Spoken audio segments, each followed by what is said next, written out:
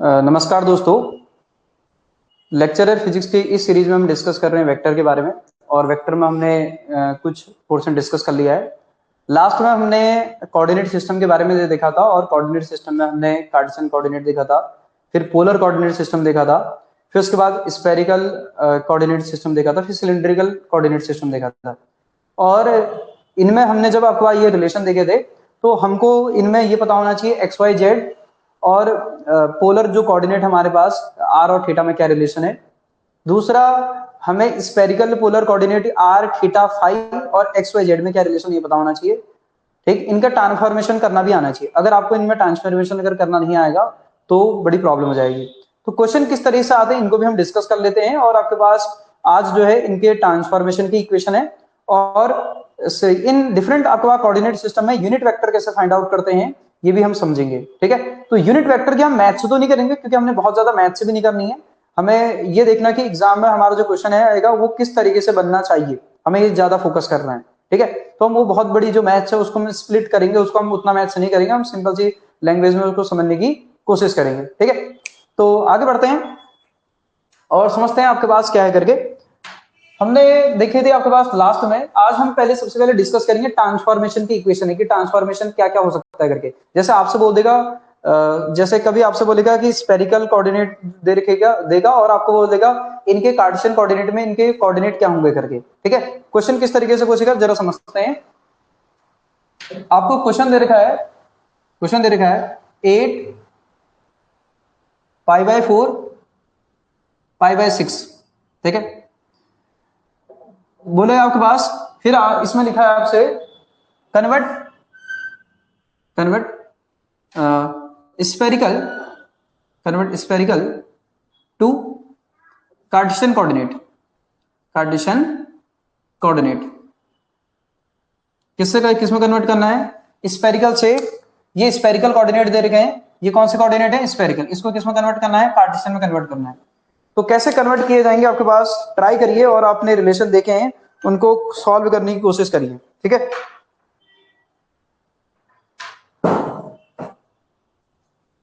चलिए। तो ये हमें कोऑर्डिनेट दे रखे हैं 8 पाई बाय 4 और आपके पास पाई बाय 6। तो ये क्या क्या दे रखा है हमें ये बताना चाहिए। हमारे पास आर है, ये थीटा है, ये फाई है। ये आर है, थीटा है, फाई है। तो एक्स से क्या होता है, एक्स तो हमने देखा था आर साइन थीटा। ठीक है, क्या देखा था, कॉस फाई, ये हमारा एक्स था। वाई क्या था हमारे पास, इसी तरीके से हमने वाई भी देखा था। वाई की वैल्यू थी हमारे पास कितनी, r sine theta sine phi, याद आ रहा है। और जेड क्या था हमारे पास, आर कॉस थीटा, ये हमारे पास कोऑर्डिनेट थे, ये हमारे पास कोऑर्डिनेट थे। अब अगर हम बात करें एक्स की वैल्यू, अगर हम कैलकुलेट करें तो ये क्या है, आर की वैल्यू क्या है 8। ठीक, फिर साइन थीटा, थीटा की वैल्यू क्या है पाई बाई 4, फिर क्या है कॉस पाई बाई 6। ठीक, तो एक्स से कितना हो जाएगा 8, तो ये साइन पाई बाई 4 होगा 1/√2, और आपके पास cos pi by 6, cos pi by 6 यानी कि कॉस 30, कॉस 30 कितना होता है, √3/2, ये हमारे पास आ गया। ठीक, तो यहां से हम इसको सॉल्व करेंगे तो कितना आ जाएगा, इसको हम लिख सकते हैं 4 × 2 लिख सकते हैं, और ये आ जाएगा आपके पास कितना, √3 डिवाइडेड बाई √2 × 2। ठीक है, ये आ जाएगा 2, 2 से 2 कैंसिल आउट हो गया। इसको भी हम 4 को भी क्या लिख सकते हैं यहां से, ये आ जाएगा 4 × √3। ठीक है, डिवाइडेड बाई क्या, √2, √2 से इसको कैंसिल आउट करोगे 2 × 2 लिख सकते हो, तो उसको कन्वर्ट करोगे तो कितना आएगा 2, एक आ जाएगा √2 डिवाइडेड बाई कितना आ जाएगा जरा बोलो, इंटू कितना आ जाएगा √3। तो यहां से अगर सॉल्व करोगे तो एक्स की वैल्यू क्या आएगी 2√6, ये आ जाएगा एक्स की वैल्यू। बाकी आप सॉल्व कर सकते हैं। दूसरा, अगर इसी तरीके से हम फाइंड आउट करें, वाई फाइंड आउट करेंगे तो वाई के लिए क्या आ जाएगा जरा बोलो, आर की वैल्यू कितनी आ जाएगी 8 साइन थीटा, थीटा क्या है हमारे पास पाई बाय 4 है। और इसी तरीके से अगर साइन अगर हम बात करें पाई बाय 6, तो ये कितना हो जाएगा पाई बाय 6 30 डिग्री हो जाएगा। ठीक है, तो y इक्वल हमारे पास आएगा 8 1/√2 आ जाएगा, और ये आ जाएगा 1/2। तो ये इससे कैंसिल आउट हो गया, 4 हो गया, इससे ये भी कैंसिल आउट हो गया। तो यहां से अगर आप देखोगे इसको हम 2 × 2 लिख सकते हैं, 2 को √2 लिख सकते हैं, √2 कैंसिल आउट हो जाएगा, कितना आ जाएगा 2√2। फिर अगर इससे अगर नेक्स्ट अगर हम बात करें तो जेड की वैल्यू कितनी आ जाएगी, यहां से आ जाएगी आपके पास 8 कॉस कितना आ जाएगा पाई बाय 4। तो यहां से हम जेड को जब लिखेंगे तो कितना आएगा 8 1/√2। तो यहां से हम इसको लिख सकते हैं, क्या लिख सकते हैं 4 × 2 डिवाइडेड बाई √2, इससे कैंसिल आउट हो गया, तो ये आ जाएगा 4√2।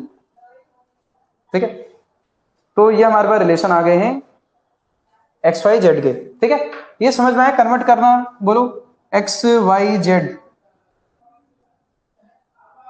2√6, 2√2, 4√2, ये हमारे पास कन्वर्ट करके आ गई, ठीक है। ये हमने किसमें कन्वर्ट कर दिया जरा बोलो, r थीटा फाई को हमने कन्वर्ट कर दिया आपके पास क्या जरा बोलो, किसमें, कार्टेशियन कोऑर्डिनेट में। ये पहले थे क्या, अगर आप इसको देखोगे पहले हमारे पास था 8 π/4 और आपके पास π/6, और ये आप क्या आ रहे हैं 2√6, 2√2 और 4√2, सभी के यही आ रहे होंगे आई होप, ठीक है। चलिए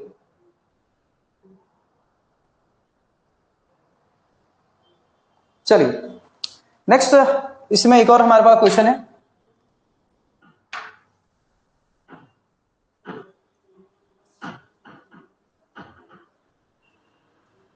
नेक्स्ट हमारे पास प्रॉब्लम है,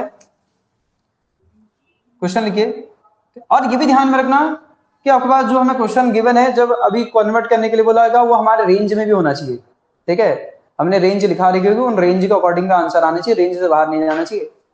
3 आपके पास कितना आ जाएगा जरा बोलो, नेक्स्ट हमारे पास है π/3, और आपके पास ये इसकी वैल्यू माइनस का आपके पास कितना 4, ठीक है। ये किसमें दे रखी है, ये सिलेंड्रिकल दे रखी है, ठीक है। फ्रॉम सिलेंड्रिकल, ये किसमें दे, फ्रॉम सिलेंड्रिकल टू कार्टेशियन, में कन्वर्ट करना है, ठीक है। तो बड़ी सिंपल सी बात है, कार्टेशियन में कन्वर्ट करने, तो एक्स की हमें रिलेशन पता था, एक्स की वैल्यू क्या थी रो कॉस फाई, यही था। वाई की वैल्यू क्या थी रो साइन फाई, हमें ये तो पता था, 3 कोऑर्डिनेट, एक्स की वैल्यू पता है, वाई की वैल्यू पता है, वाई की वैल्यू थी रो साइन फाई, और तीसरा हमारे पास जेड के इक्वल क्या था, जेड ही था। तो यहां से एक्स की वैल्यू कितनी आ जाएगी, रो की वैल्यू, ये क्या दे रखा रो, ये दे रखा था क्या फाई, ये क्या दे रखा जेड, तो यहां से रो की वैल्यू कितनी आ जाएगी 3, और ये आ जाएगा कॉस आपके पास कितना π/3, तो एक्स की वैल्यू कितनी आ जाएगी 3, और कॉस π/3 कितना, cos 60, तो कितना आ जाएगा 1/2, तो एक्स की वैल्यू 3/2। इसी तरीके से अगर हम बात करें तो y की वैल्यू कितनी आ जाएगी, इसकी वैल्यू आपको 3, और साइन फाई हमारे पास कितना आ जाएगा π/3, और इसको सॉल्व करेंगे तो कितना आ जाएगा 3, और ये आ जाएगा हमारे पास कितना 60, साइन 60 कितना होता है √3/2, कितना होता है √3/2, तो y की वैल्यू आ गया होगा 3√3/2, ठीक। इसी तरीके से z, तो हमारे पास z है, तो z की वैल्यू कितनी है -4, तो जब हमने कन्वर्ट किया तो कन्वर्ट करके क्या आ गया, एक्स वाई जेड जो आ रहे हैं वो क्या आ रहे हैं जरा बोलो, ये आ रहे 3/2, 3√3/2, -4, ये आ रहे हैं कोऑर्डिनेट, और ये 4 ऑप्शन में आपको देखने को मिल सकते हैं, ये ध्यान में रखना।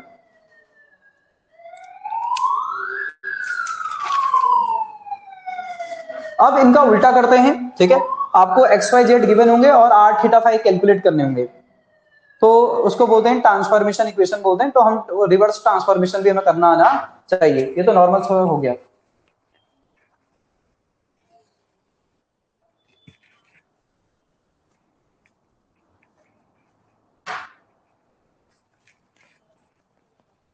चलिए तो कन्वर्ट करते हैं,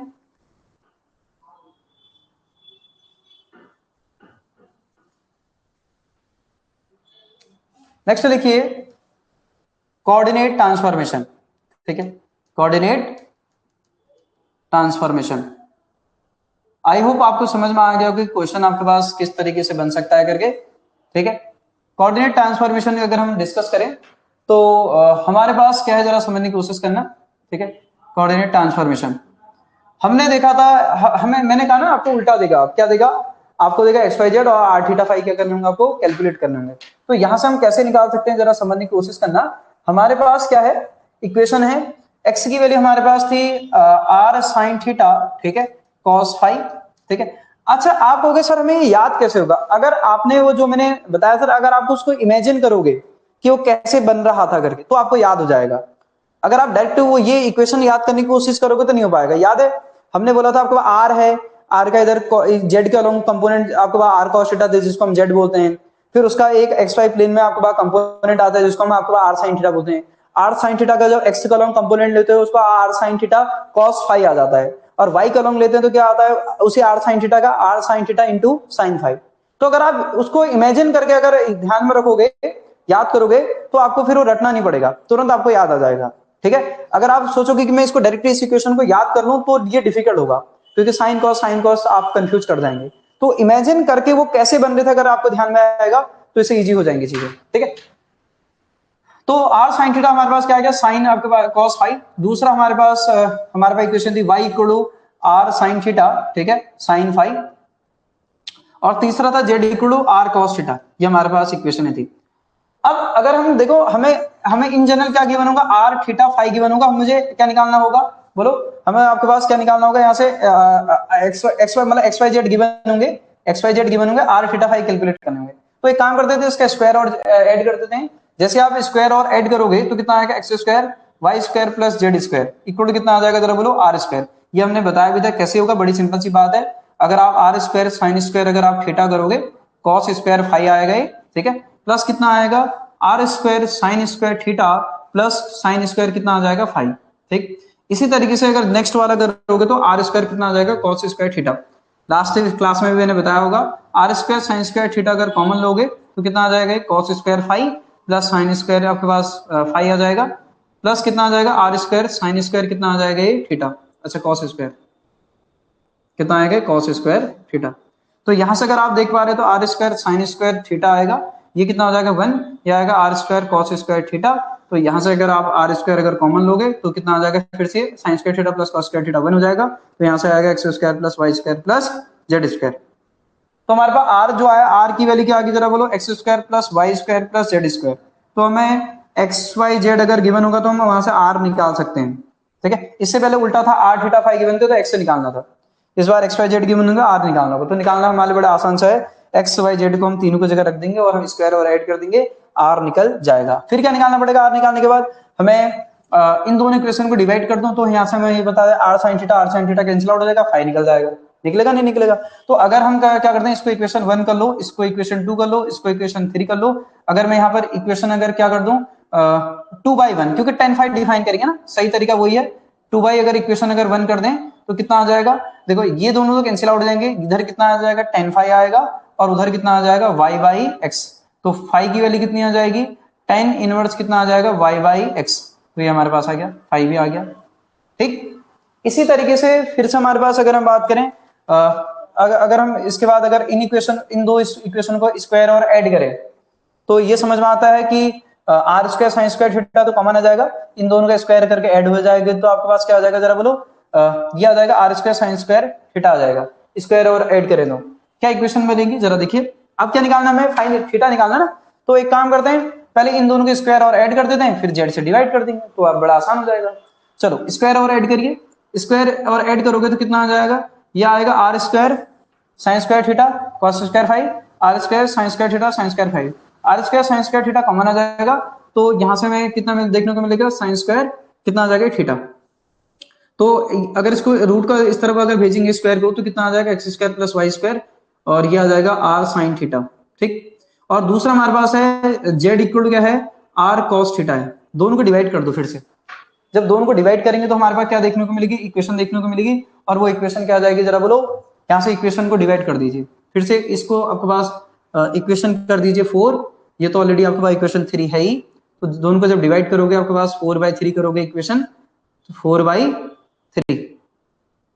तो यहां से क्या देखने को मिलेगा, ये देखने को मिलेगा tan थीटा, क्या देखने को मिलेगा, tan थीटा। दोनों को डिवाइड करो, आर से आर कैंसिल आउट हो जाएगा, इधर कितना आ जाएगा, ये आ जाएगा x square plus Y square, ऊपर आ जाएगा और नीचे कितना आ जाएगा जेड, ये आ गया हमारे पास tan थीटा, ठीक है। तो थीटा निकालोगे तो tan इनवर्स में आ जाएगा और कुछ नहीं होगा, x square plus Y square, ठीक है, जेड। डायरेक्टली कोऑर्डिनेट भी पूछे जा सकते हैं, ठीक है, कन्वर्ट करने आने चाहिए।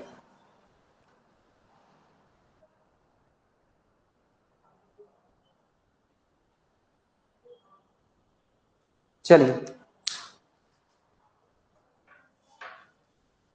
ठीक है, ये इनके आर की वैल्यू है, थीटा की वैल्यू है, फाई की वैल्यू है, निकाले कहां से, कन्वर्ट किया और कुछ नहीं किया है। क्वेश्चन किस तरीके से बन सकता है उस चीज को भी हम फटक से डिस्कस कर सकते हैं।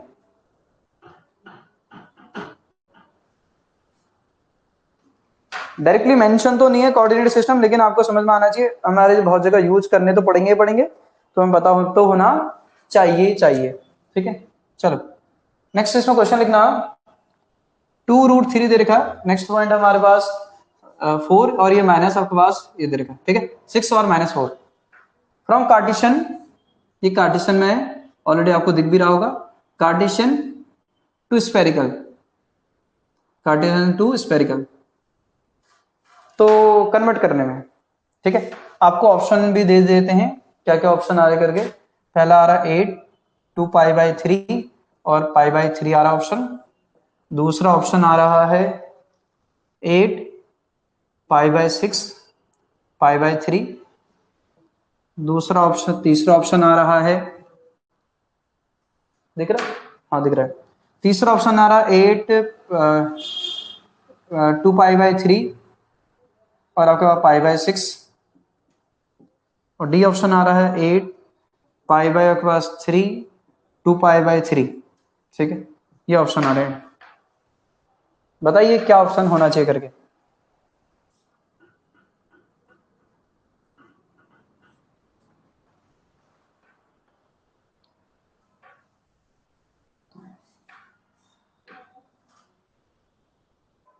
कन्वर्ट कर सकते हैं आर, ये देखो ये क्या है, एक्स है, ये वाई है, ये जेड है, तो आर कैसे निकलेगा, x square plus Y square plus z square करके आर निकल जाएगा।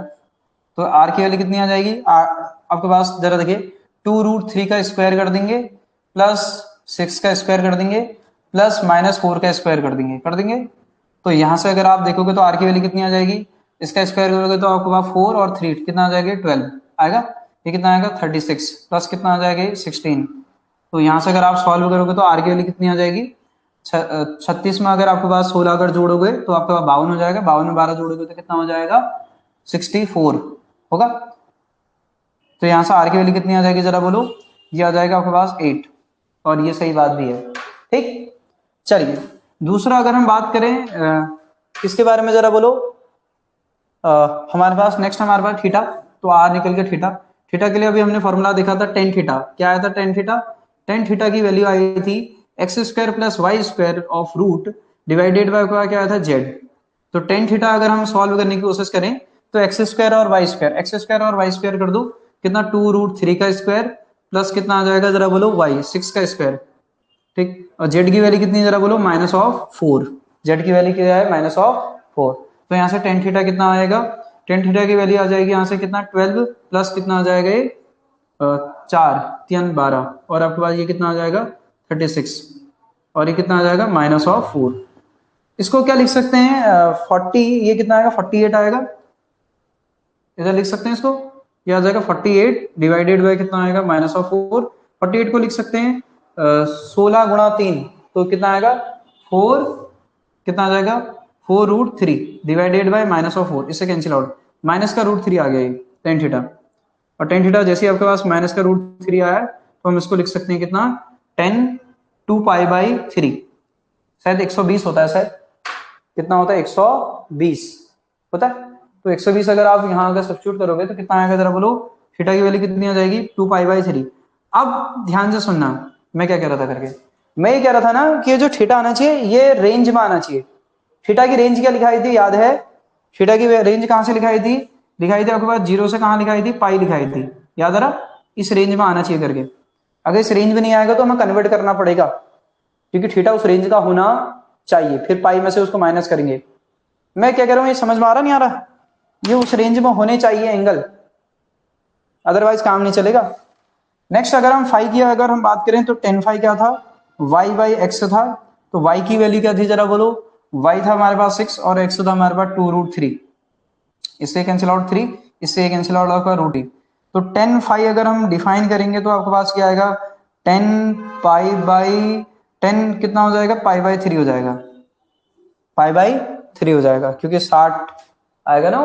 तो फाई की वैल्यू कितनी आ जाएगी, फाई की वैल्यू आ जाएगी π/3, ये ऐसे।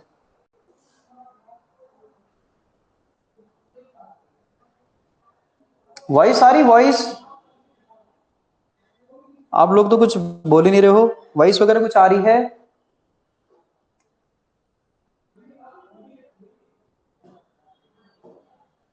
कुछ नहीं आ रही है।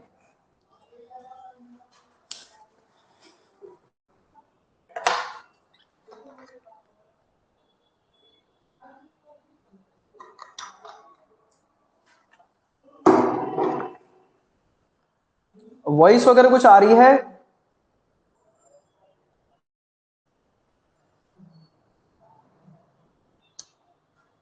चलो ठीक है ठीक है ठीक है ठीक है ठीक है ठीक है, ये समझ में आया। चलो आगे बढ़ते हैं। कन्वर्ट करना आ जाना चाहिए, हमें कई बार कन्वर्ट करना पड़ेगा। ठीक है, चलो बेसिक बातें हैं लेकिन जरूरी हैं। ठीक है, चलिए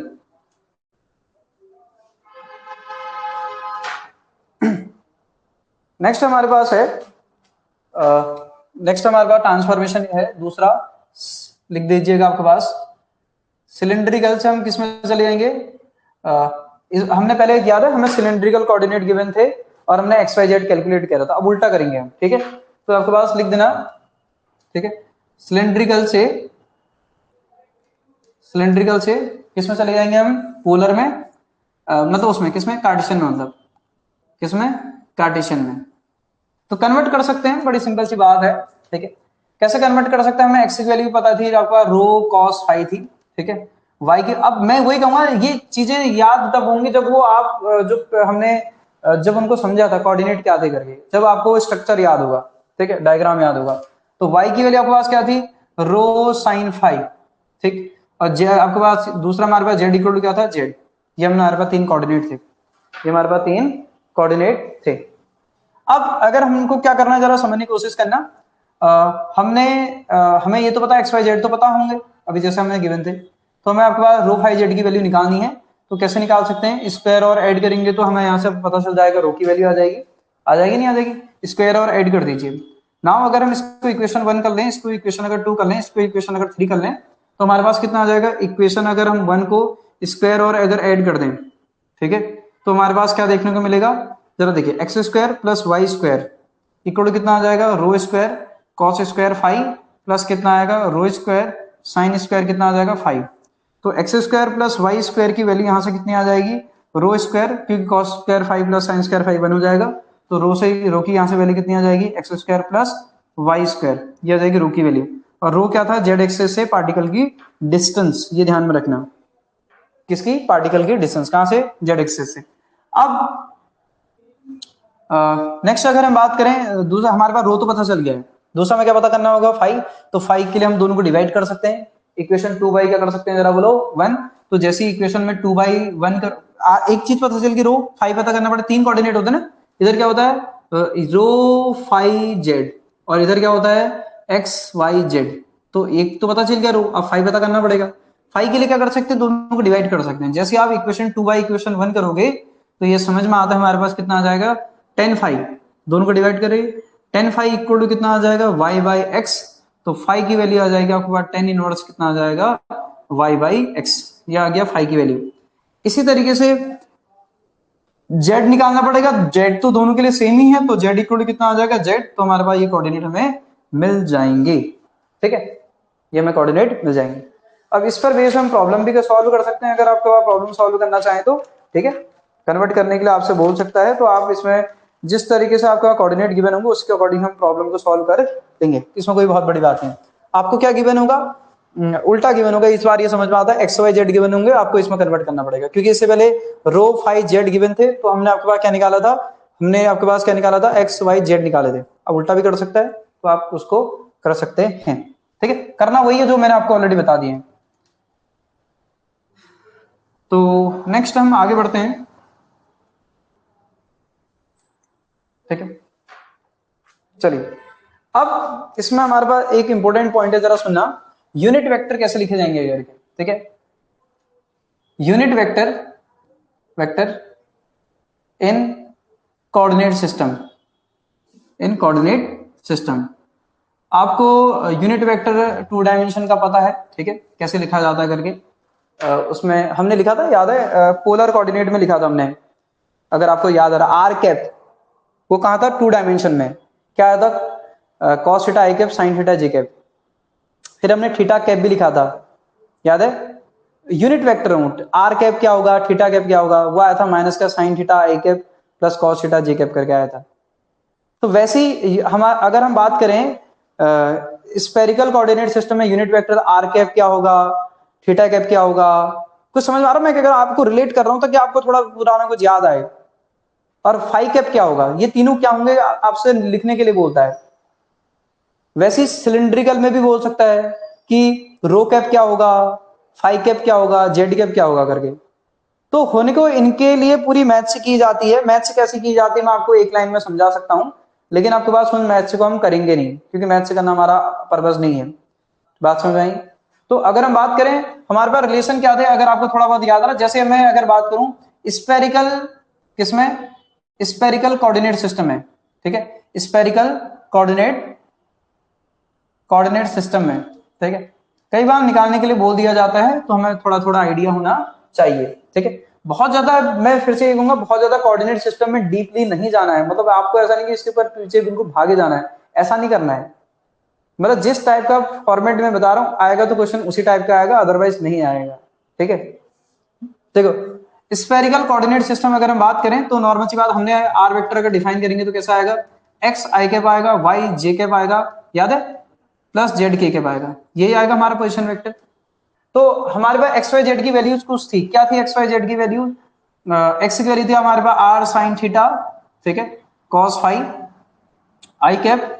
फिर हमारे पास था y की वैल्यू थी हमारे पास R sine theta sine phi J cap. फिर z की वैल्यू थी R cos theta K cap, ये थे, ठीक। अब मुझे अगर आर कैप निकालना है, अब एम समझिए हमारा एम क्या है, हमारा एम है आर कैप निकालना। आर कैप कई बार बोला जाता है, क्या बोला जाता है, आर कैप पता, आर कैप पता करिए कि आर कैप है क्या करके। तो आप आर कैप पता कर सकते हो, क्या कर सकते हो आर कैप निकालने के लिए, r vector divided by modulus of r, यही तो हुआ नहीं हुआ। तो आप आर वेक्टर को अगर इस पूरे वेक्टर को अगर आर से डिवाइड कर दोगे, आर से डिवाइड करोगे तो क्या आएगा जरा बोलो, यहां कितना आएगा, साइन थीटा कॉस फाई आई कैप, फिर कितना आएगा sign theta sine phi J cap, sign phi J cap, फिर कितना आएगा कॉस थीटा के कैप, ये आएगा। तो आर कैप की अगर वैल्यू लिखोगे तो कितना आ जाएगा, साइन थीटा कॉस फाई आई कैप, यहां से आएगा sign theta sine phi J cap cos theta K cap. अच्छा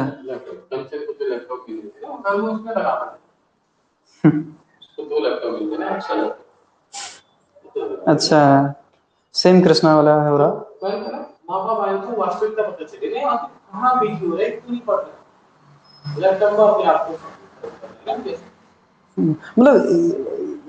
मतलब जो बीटेक गिटेक कर रहे हो उनका भी काम नहीं चल रहा होगा, इतना काम इनका चल रहा है, मेरे को ऐसा लगता है। तभी तो इसलिए मैं इसका बंद करा, इसलिए तो अब समय वहां चला है, नया जो चल रहा है वहां लगा रखा, कैसे पढ़ाई,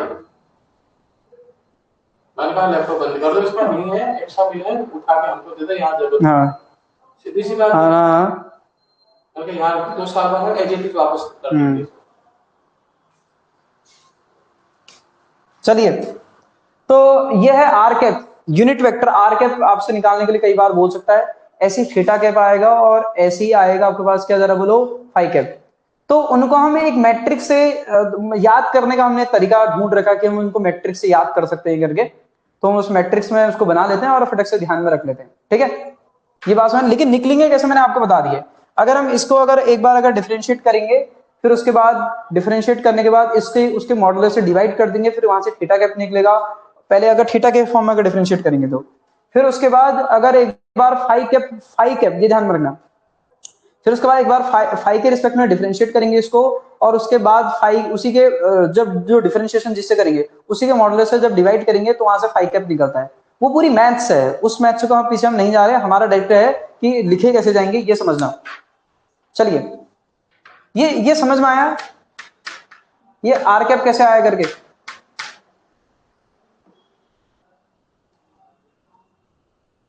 देखिए, तो किस तरीके से आपके पास बनाया जाता है, अगर हम बात करें तो इधर हमारे पास ये स्फेरिकल पोलर कोऑर्डिनेट में आर थीटा फाई होता है, ठीक है, यूनिट वेक्टर हो जाएगा आर कैप, फिर हो जाएगा हमारे पास थीटा कैप, ठीक है, ये हो जाएगा थीटा कैप, और ये हो जाएगा हमारे पास फाई कैप, ये हमारे पास यूनिट वेक्टर है, ये क्या है, यूनिट वेक्टर है।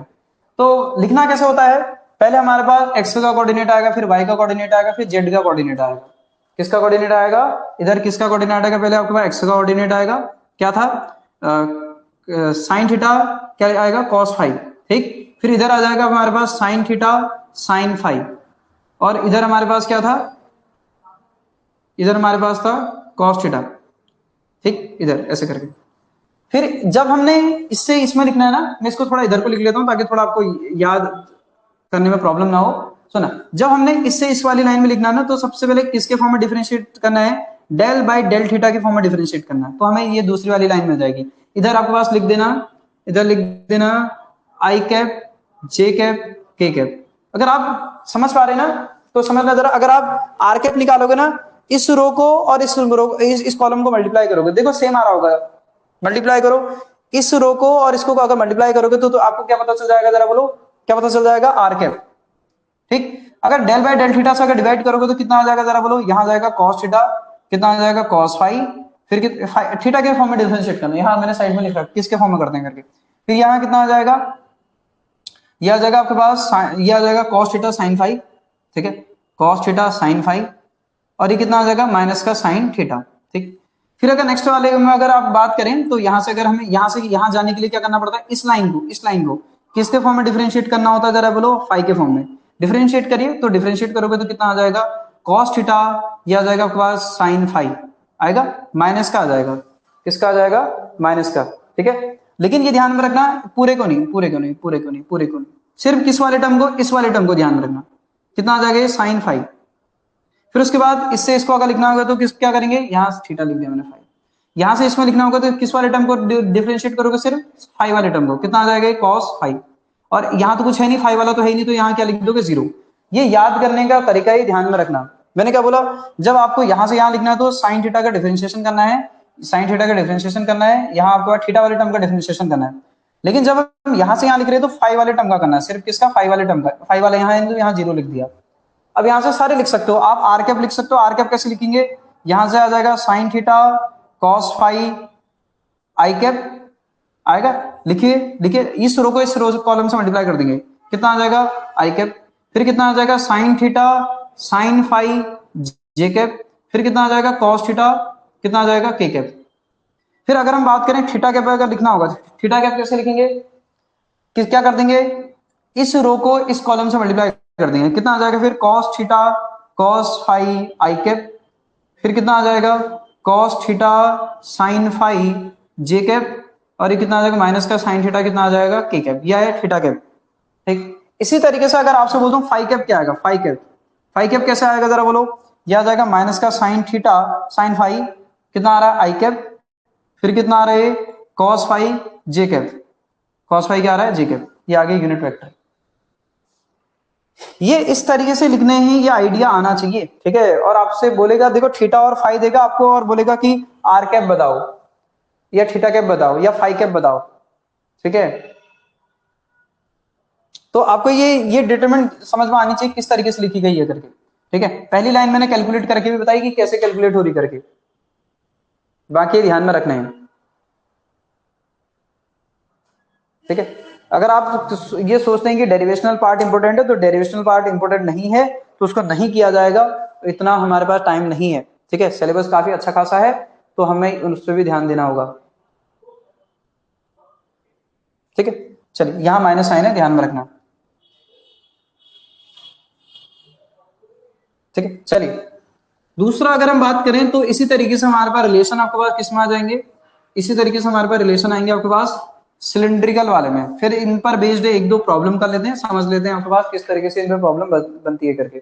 इसमें लिख देना नेक्स्ट, इसका उल्टा भी कर सकते हो, आई जे के को भी एक्सप्रेस कर सकते हो, लेकिन जो रो होंगे उसको कॉलम में कन्वर्ट करना पड़ेगा फिर, ठीक है। मतलब अगर आप आई जे के इधर लिखोगे, फिर इसके जो रो होंगे उनको कॉलम में कन्वर्ट कर देना, इधर आर कैप थीटा कैप और फाइव कैप लिख देना। कहने का मतलब ये उल्टा रिवर्स ट्रांसफॉर्मेशन भी कर सकते हो, कहने का मतलब ये है रिवर्स ट्रांसफॉर्मेशन मतलब आई कैप को आर थीटा फाइव के फॉर्म में एक्सप्रेस कर सकते हो, उसके लिए रिवर्स ट्रांसफॉर्मेशन। जो अभी आपने इधर लिख देना, आपके पास क्या इधर आर थीटा फाइव लिखा था तो इधर आई जे के लिख देना, और आपको इनके जो रो है उनको कॉलम में कन्वर्ट कर देना, इधर लिख देना आर थीटा फाइव, खत्म। बस इतना सा करना होगा रिवर्स के लिए, ठीक है।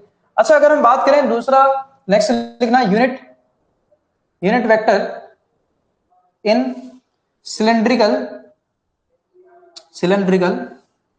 Coordinate system, cylindrical coordinate system, unit vector in cylindrical coordinate system. कैसे करेंगे फिर जरा देखिए। तो फिर से वही बात आ गई कि हमें सबसे पहले आपको ये बताना चाहिए हमारे पास वेक्टर क्या था करके। तो वेक्टर बड़ा सिंपल सा है, ठीक है, लिखने का तरीका वही है। हम फिर से डायरेक्ट लिखने का तरीका बताता हूं आपको कैसे लिखना है करके। इधर आ जाएगा रो कैप, इधर आ जाएगा फाई कैप। सिलेंडर में याद है कोऑर्डिनेट क्या है, रो फाई जेड, ये हमारे पास कोऑर्डिनेट है, रो फाई कैप और इधर आपके पास जेड कैप, ठीक। तो यहां से अगर हम लिखने की कोशिश करें तो हमें पहला कोऑर्डिनेट हमें समझ में आना चाहिए। पहला कोऑर्डिनेट हमारे पास क्या था, ठीक है, पहले कोऑर्डिनेट हमारे पास था कॉस फाइव, ठीक, फिर था हमारे पास साइन फाइव, ठीक। तीसरा कोऑर्डिनेट होता है जीरो, ठीक है, जब कैलकुलेट करोगे रो कैप पता चल जाएगा। नेक्स्ट अगर हम बात करें इसका यहां से इसमें जाने के लिए, ठीक है, याद करने के लिए आपको बता दे रहा हूं, यहां से यहां जाने के लिए आपको किसके टर्म में डिफरेंशिएट करना होता है, फाइव के टर्म में डिफरेंशिएट करना होता है। और यहां आ जाएगा आई कैप, जे कैप और के cap, i cap, J cap और के कैप।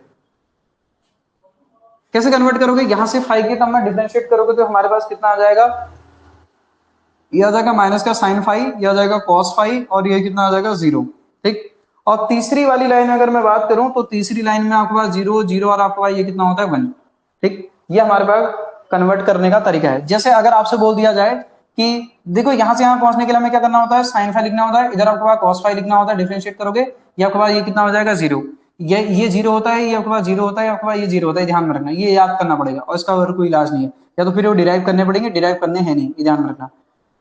अगर रो कैप निकालोगे, रो कैप ये मैट्रिक्स ध्यान में होनी चाहिए, रो कैप कैसे निकालोगे, कॉस फाइव कितना आएगा आई कैप, फिर कितना आएगा साइन फाइव कितना आ जाएगा जरा बोलो जे कैप, और वाला कोऑर्डिनेट कितना, ये रो और ये कॉलम। दूसरा अगर आप बात करोगे फाइव कैप, फाइव कैप कैसे निकालेंगे जरा बोलो, माइनस का साइन फाइव आई कैप, फिर कितना आ जाएगा कॉस फाइव, कितना आ जाएगा जे कैप, और कितना आ जाएगा फिर ये तो कि दूसरा तो आपका जीरो हो ही जाएगा। फिर अगर हम बात करें जेड कैप, तो जेड कैप निकालने के लिए नॉर्मल सी बात है, ये तो के कैप के इक्वली आएगा और आना भी चाहिए, आना भी चाहिए, ठीक है।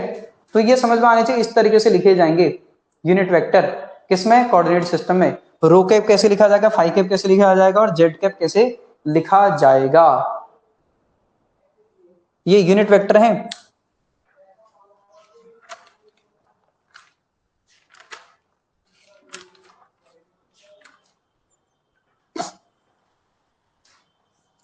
जैसे क्वेश्चन कैसा आ सकता है मैं आपको बताता हूं, क्वेश्चन कैसे आ सकता है इसमें, यूनिट वेक्टर निकालने के लिए कैसे बोलता है, फिर उसके बाद आगे बढ़ते हैं।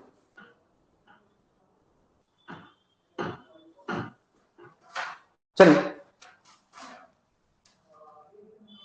इफ थीटा इक्वल टू, हमसे बोला उसने pi by three and phi equal to pi by six, phi equal to क्या बोला, pi by six, then find r cap, r cap in spherical, spherical coordinate, spherical polar coordinate system.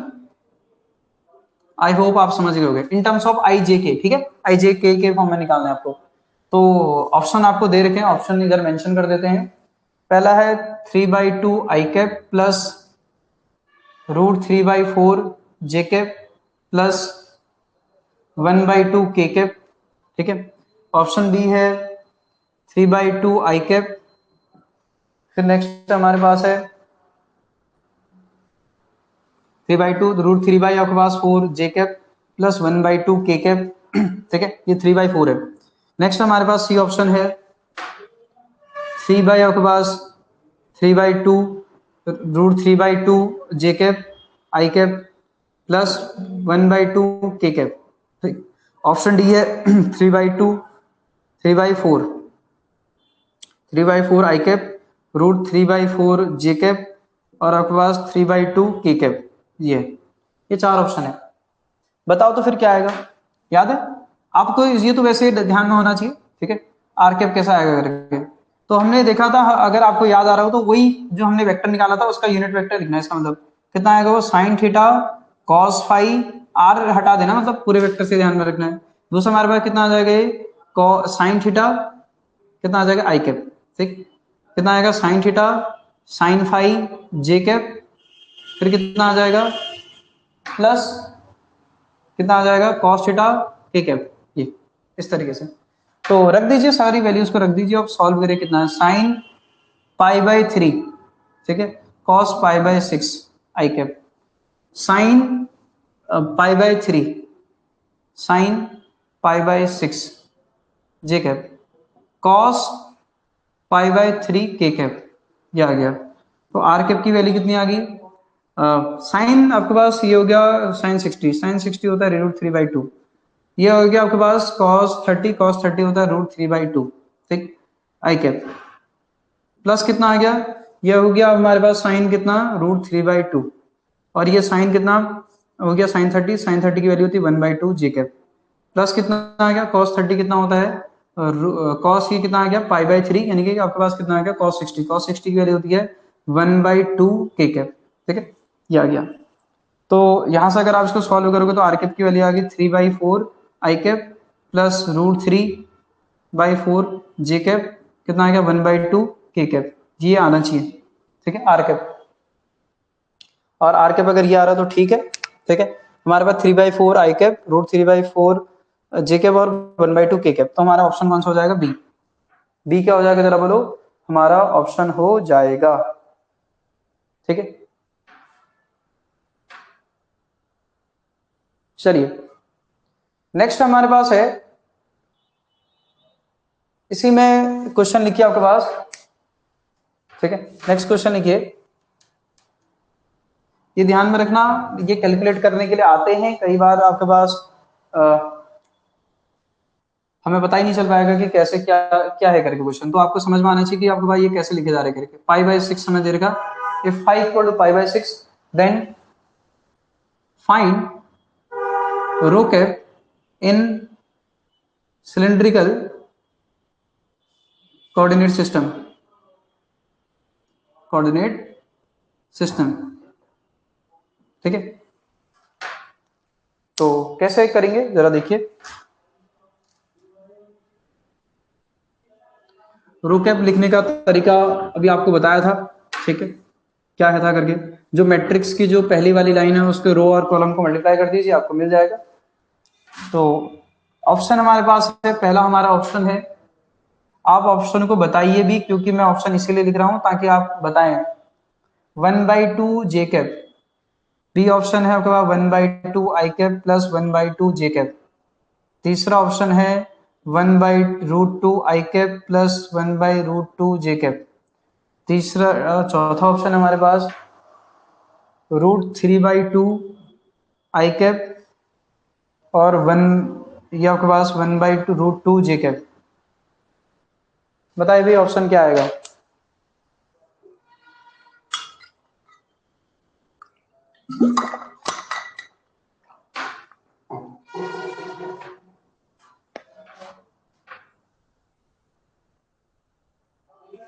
Row cap क्या आएगा बताइए, रो cap आएगा हमारे पास cos phi आई cap sine phi J cap, यही आएगा, पहली रो का और उसको मल्टीप्लाई करोगे तो यही आना चाहिए। फाई की वैल्यू दे रही है तो रो कैप कितना आ जाएगा, cos फाई, फाई की वैल्यू क्या है π/6 आई कैप साइन π/6 जे कैप, तो रो कैप की वैल्यू कितनी आ जाएगी cos π/6 यानी कि cos 30, cos 30 कितना आ जाएगा √3/2 आई कैप, साइन आपके पास ये कितना आएगा 30, कितना आएगा 1/2 जे कैप, इसका मैग्नीट्यूड भी 1 आना चाहिए क्योंकि ये यूनिट वेक्टर है, ठीक है, इनके मैग्नीट्यूड भी कितना आना चाहिए 1, कौन सा ऑप्शन हो जाएगा हमारा ए, ठीक, इस तरीके से हमें काम करना ना चाहिए। चलिए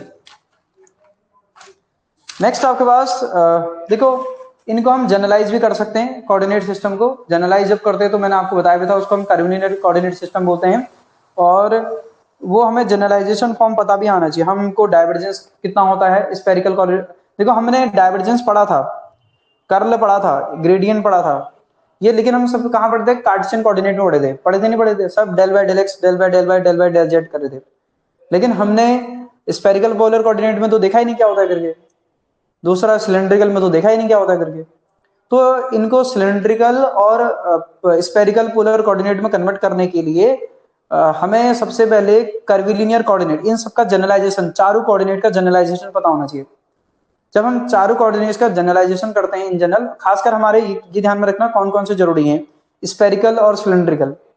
तो जब हम जनरलाइजेशन करते हैं तो हम इनके कुछ रिलेशन बनाते हैं।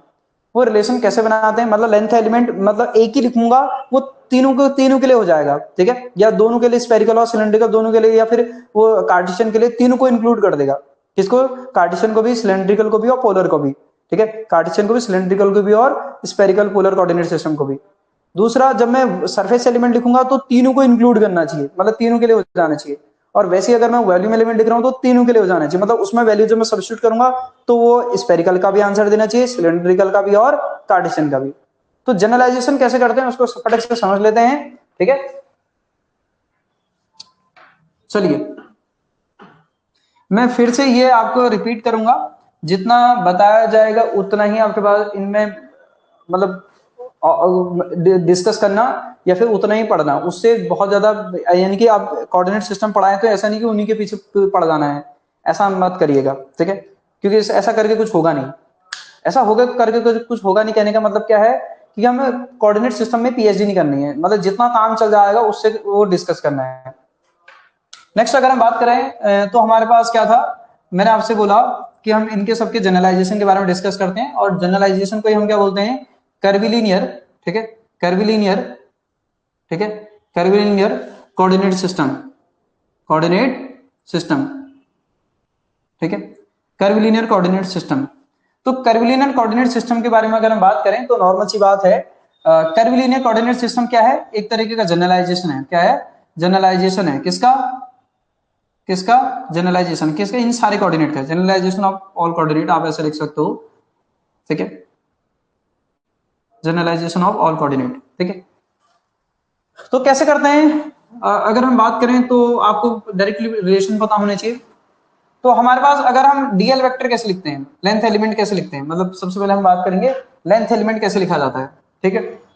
लेंथ एलिमेंट लिखने का तरीका होता है, लेंथ एलिमेंट लिखने का तरीका होता है किसमें, कर्विलीनियर कोऑर्डिनेट सिस्टम में। तो आपके पास ये होता है, आपके पास क्या, हमारे पास h1 du1, ये ध्यान में रखना। कोऑर्डिनेट क्या क्या होता है मैं आपको पहले बता देता हूं। हम यहाँ कोऑर्डिनेट किसी पॉइंट P के अगर हम बात करें, पॉइंट P को हम कैसे रिप्रेजेंट करते हैं, अगर हम बात करें पॉइंट, किसी पॉइंट को रिप्रेजेंट करने का तरीका होता है u1, u2, u3 होते हैं पॉइंट के कोऑर्डिनेट, पॉइंट के कोऑर्डिनेट क्या होते हैं, u1, u2, u3 किसी पॉइंट के कोऑर्डिनेट होंगे, किसके, किसी भी पॉइंट के कोऑर्डिनेट हम किससे लिखेंगे जरा बोलो, u1, u2, u3 से।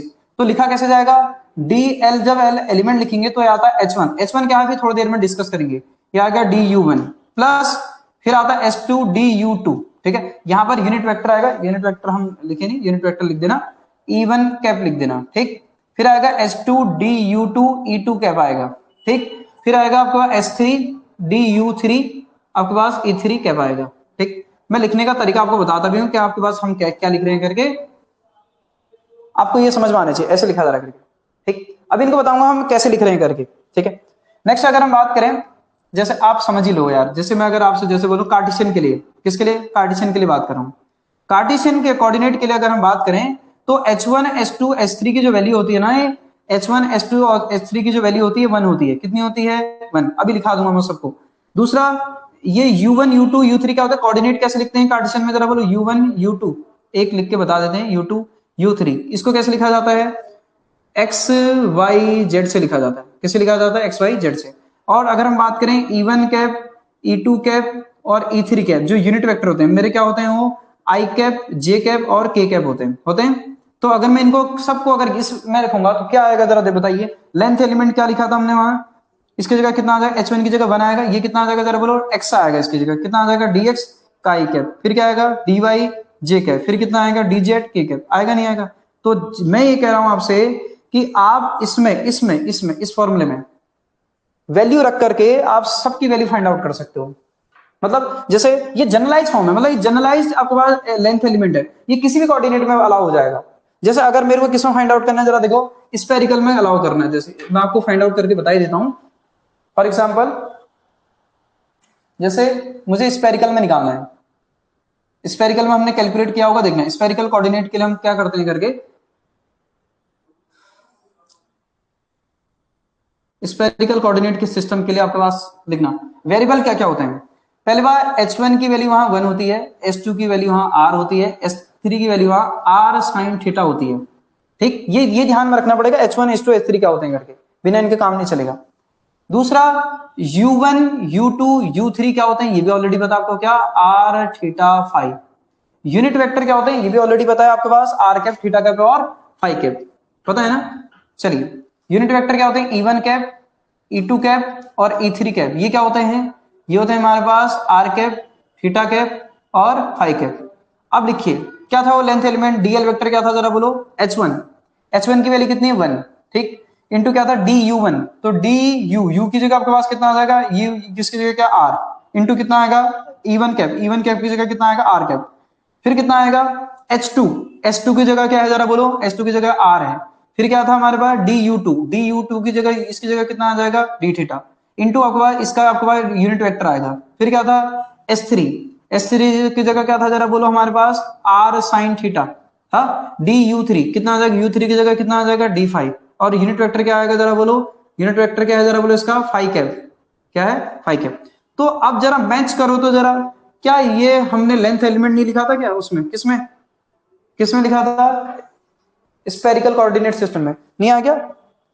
इसलिए मैंने बोला था जनरलाइजेशन है करके आप उसमें h1 h2 h3 की वैल्यू रख करके और आपके पास u1 u2 u3 आपके पास की वैल्यू रख करके आप सबकी वैल्यू निकाल सकते हो। इसी तरीके से सिलेंड्रिकल का भी आप निकाल सकते हो। सिलेंड्रिकल के लिए क्या करना पड़ेगा जरा देखो, सिलेंड्रिकल के लिए अगर हम बात करें, ये हमारा दूसरा था, पहला कार्टेशियन था, तीसरा अगर हम बात करें सिलेंड्रिकल के लिए, किसके लिए, सिलेंड्रिकल के लिए, ठीक है। सिलेंड्रिकल के लिए अगर हम बात करें तो क्या लिख सकते हैं जरा देखो, डीएल वेक्टर हमारे पास क्या आएगा, पहले सबसे पहले आपको बताना चाहिए h1 h2 h3 क्या है, ठीक है। h1 क्या है हमारे पास, h1 की वैल्यू हमारे पास 1 होती है, h2 की वैल्यू रो होती है, और आपका s3 की वैल्यू कितनी होती है 1 होती है, ठीक। दूसरा हमारे पास u1 u2 u3 क्या है, u1 u2 u3 हमारे पास क्या है, रो फाई जेड, ठीक। और दूसरा हमारे पास e1 कैप e2 कैप और e3 कैप क्या है, ये हमारे पास होता है रो कैप फाई कैप और जेड कैप, ठीक है ऐसे। तो आप अगर यहां से लिखना स्टार्ट करोगे तो क्या आएगा जरा बताओ, लेंथ एलिमेंट कितना आएगा, डीएल एलिमेंट कितना आएगा। आपको ये भी पता है कि लेंथ एलिमेंट पता होता तो हम सरफेस एलिमेंट और वॉल्यूम एलिमेंट भी पता कर लेते हैं, ठीक है।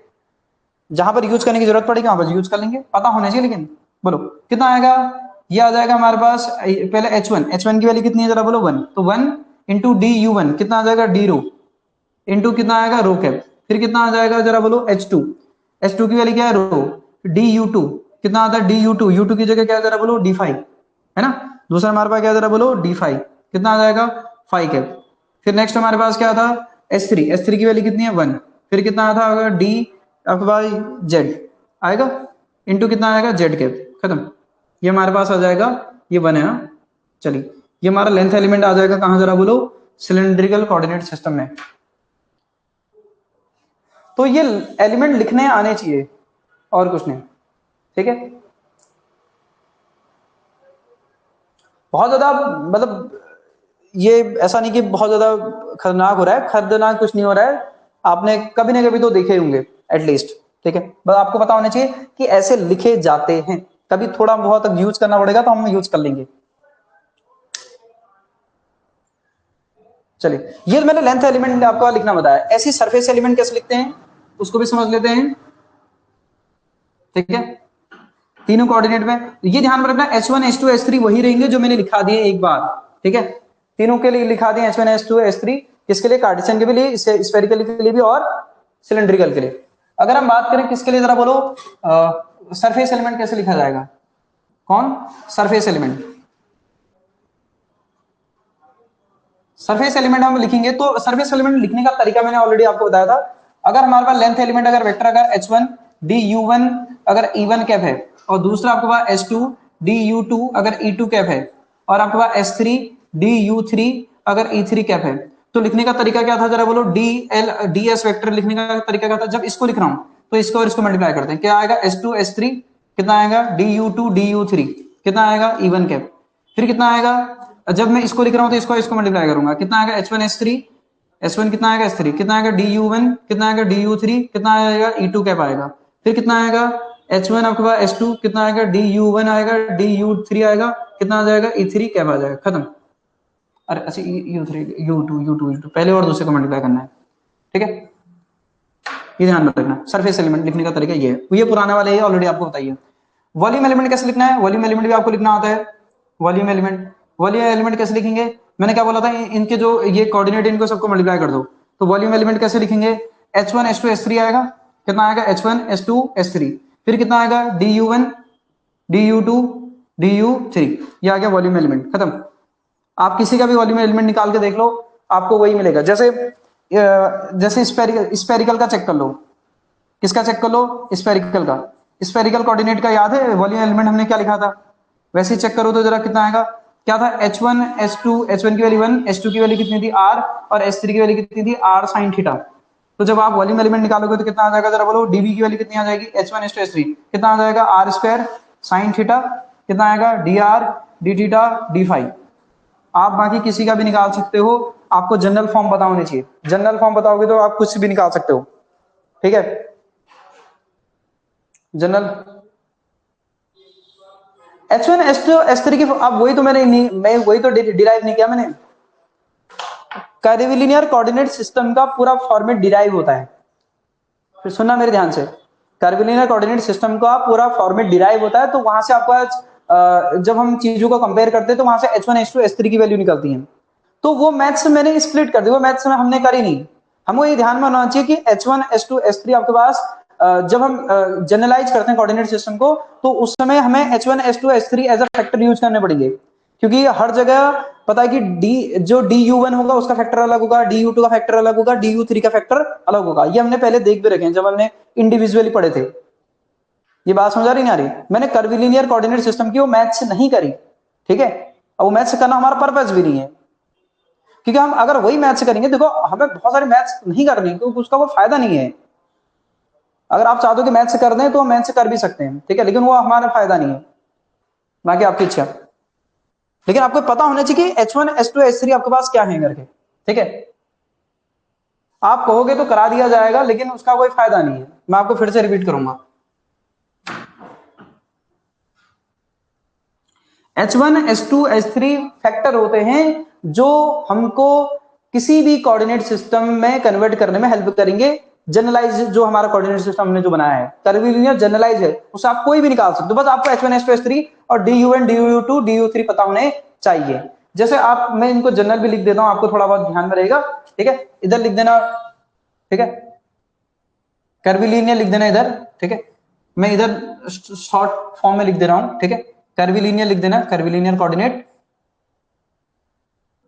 इधर लिख देना कर्विलिनियर कोऑर्डिनेट, और इधर लिख देना U1 U2 U3, इधर लिख देना H1 H2 H3, ठीक। और बाकी आपको यूनिट वेक्टर बताइए। जैसे हम कार्टेशियन में बोले ना, कार्टेशियन में क्या बोला मैंने, कार्टेशियन अगर हम बात करें, कार्टेशियन कोऑर्डिनेट में ये क्या होता है, x होता है, ये क्या होता है, y, ये होता है z, ठीक, ये क्या होता है 1 1 1, ठीक। दूसरा अगर हम बात करें स्फेरिकल, अगर हम बात करें तो स्फेरिकल के लिए क्या आती है कहानी, स्फेरिकल कोऑर्डिनेट के लिए अभी मैंने बताई थी। स्फेरिकल कोऑर्डिनेट के लिए अगर हम बात करें तो ये क्या था, r, या था थीटा, ये कितना था फाई, इसकी वैल्यू क्या आती है 1, या था r, या था r साइन कितना आता है थीटा। नेक्स्ट अगर हम बात करें किसके लिए, सिलेंड्रिकल के लिए, मैं शॉर्टकट में आपको ध्यान में रखने के लिए लिखा दे रहा हूँ। सिलेंड्रिकल कोऑर्डिनेट के लिए आपके पास ये वैल्यूज क्या आती हैं, सिलेंड्रिकल कोऑर्डिनेट के लिए वैल्यू आपके पास ये होता है रो, ये होता है फाई, ये होता है जेड, और इसकी वैल्यू आती है 1 रो, और आपके पास कितनी आती है 1, ठीक है, ये पता होने चाहिए, ठीक है। यूनिट वेक्टर आपको इनके बताई है। यूनिट वेक्टर का लिखना चाहो तो E1 cap, E2 cap, E3 cap लिख सकते हो। इसके लिए आपको बताया कि I कैप आता है, इधर J कैप आता है, इधर K कैप आता है, इसका R कैप आता है, थीटा कैप आता है, फाई कैप आता है, इधर रो कैप आता है, फाई कैप आता है, और जेड कैप आता है, ठीक, इसके यूनिट वेक्टर भी हैं। तो ये टेबल आपको याद होनी चाहिए, ठीक है। ये इस टेबल में भी याद क्या करना है, ये तो याद करना है, ये तीन चीजें, ये तीन चीजें, ये तीन चीजें, बस बाकी निकाल सकते हो आप सारी चीजें। जनरलाइज वाला याद होगा तो आप हर किसी को भी बना सकते हो, कहने का मतलब ये है, और कुछ नहीं, आप किसी को भी डिराइव कर सकते हो।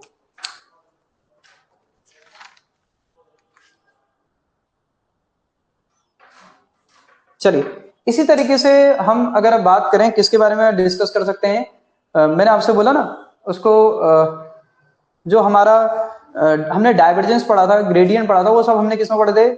हमने वो पढ़े थे कार्टेशियन में। हमको हर कोऑर्डिनेट सिस्टम में थोड़ा थोड़ा आइडिया होना चाहिए कैसे लिखे जाएंगे करके। किसमें? पोलर में। पोलर के लिए अभी आपके पास इनके लिए रिलेशन नहीं बनाए जाते हैं, ये सब ध्यान से सुना, ये सब 3 डायमेंशन में चलते हैं। फिर से सुना, पोलर 2 डायमेंशन में होता है, ये 3 डायमेंशन में चलते हैं, 3 के 3, ये आपके पास 4 के 4। ये जनरलाइज वाला जो रिलेशन होता है ना, ये 3 जो 3 डायमेंशन में चलते हैं उनके लिए रिलेशन होते हैं इनके। हाँ, पोलर का मैं फिर से रिपीट कर रहा हूं, मैंने क्या बोला? मैंने बोला ये 3 जो कर्विलिनियर कोऑर्डिनेट सिस्टम होता है वो 3 डायमेंशन के लिए ही बात करता है, 2 डायमेंशन वाले के लिए बात नहीं करता है। उसके लिए कुछ करने की जरूरत नहीं, उसमें कुछ है भी नहीं, ऑलरेडी आपको पता भी है। ठीक है, आर कैप आपको बताइए कॉस थीटा आई कैप प्लस साइन थीटा जे कैप हो जाएगा, थीटा कैप माइनस का साइन थीटा आई कैप प्लस कॉस थीटा जे कैप हो जाना है, कुछ करना नहीं है उसमें। ठीक है, बाकी उसमें 2 स्टैंडर्ड रिलेशन आते हैं, वो पता होने चाहिए। चलिए, तो अभी मैंने बोला आपको कि जो ग्रेडियंट है और जो हमारा डाइवर्जेंस है और जो कर्ल है, हमने कार्टेशियन में पढ़ा, हमें पोलर में भी पता होना चाहिए। तो पोलर वाले जो रिलेशन है उनको हम आपके पास डिराइव करेंगे कल, और आज की क्लास को एंड करते हैं यहीं पर ही, बाकी डिस्कस करेंगे कल। ठीक है, चलिए आज की क्लास में इतना ही।